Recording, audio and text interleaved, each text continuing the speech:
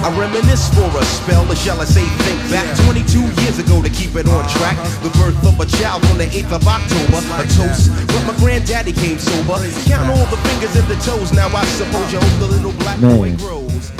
18 years younger than okay, my mama. yeah. Let us know what. Yeah, can we make some noise for that? Thank you.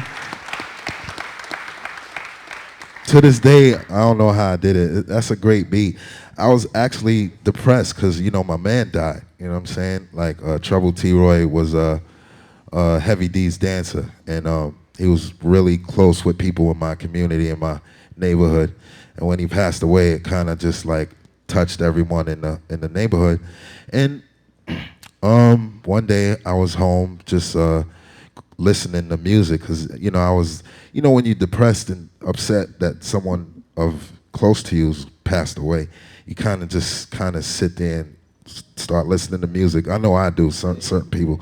And I was just started listening to these records, and when I heard the sample, I started, a tear came down. Like, you know, it was emotional for me.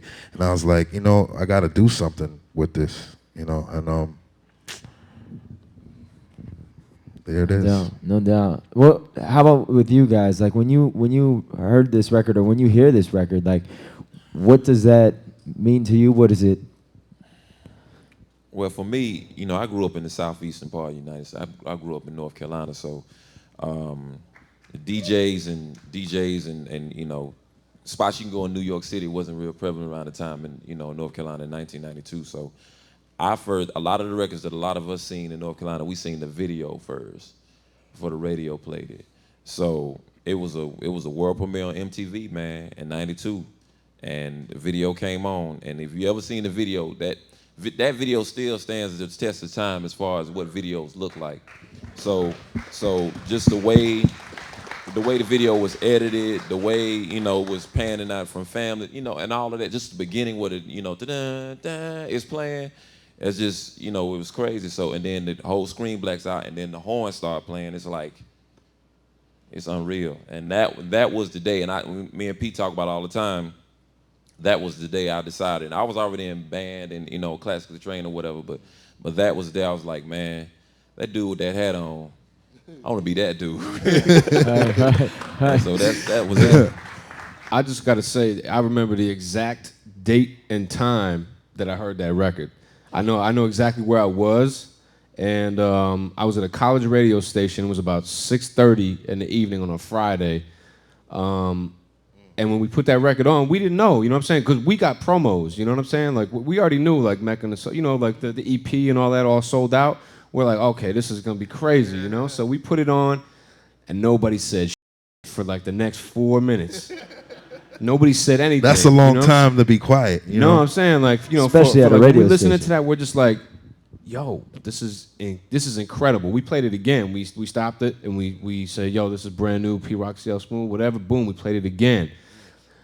And that's something, when you hear it, you get that feeling. And I'm telling you, everywhere I go, all over the world, whether it's China or whatever, Europe, it doesn't matter. And when I play that record, it does something to the crowd. You know what I'm saying? Like, there's something going on with that record, and you know what it means, and just what it does to a crowd full of people that is unlike any other record that I usually play. You know what I'm saying? Like, it's definitely, that's one of the best hip hop records of all time, homie. Thank you, bro. Yeah, no, it definitely is. It definitely is. You know, sometimes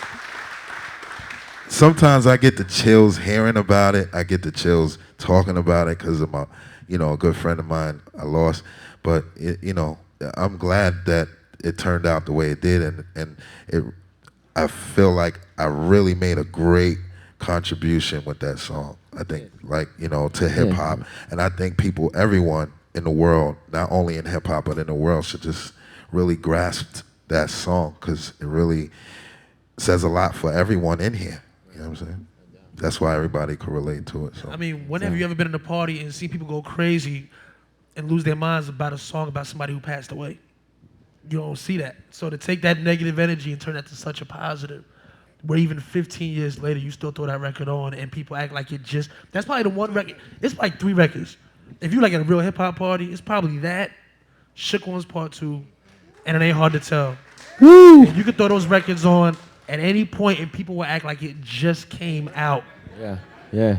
And No. it's such a it's Classic. so good. Like just from a production standpoint, not only is it mean something. It's I mean, not to keep going back to the same thing. It's just like what you did is we were talking about it earlier. It was drums from someplace else, a bass line from something else, the horns from someplace else, and just little things going on in and out of it. It's just Here's the record right here. you set the bar so All right. high, you know.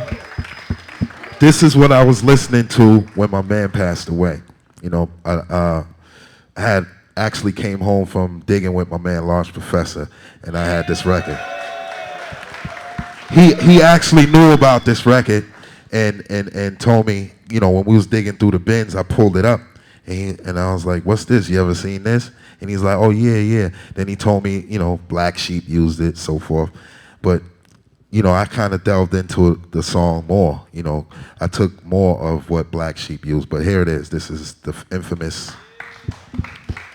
You know the crazy thing about it is the first time I started talking to P-Rock on the phone, just growing up in NC, and a lot of hip hoppers didn't come through North Carolina to do shows.